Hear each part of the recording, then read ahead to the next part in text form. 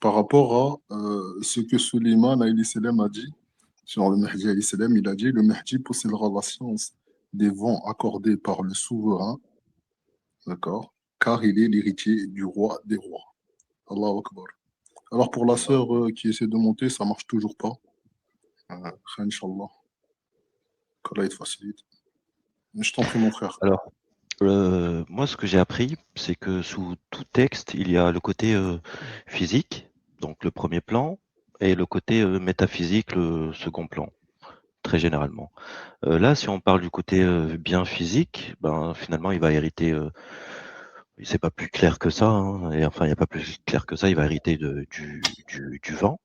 Donc, si on parle de vent, sûrement peut-être une question de météo, de pluie ou je sais pas.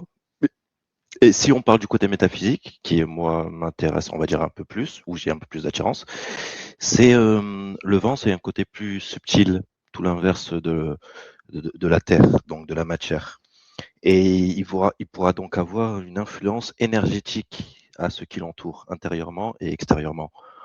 De ce fait, ça lui fera avoir une autorité sur la personne en face ou les personnes en face. Ça, c'est pour le premier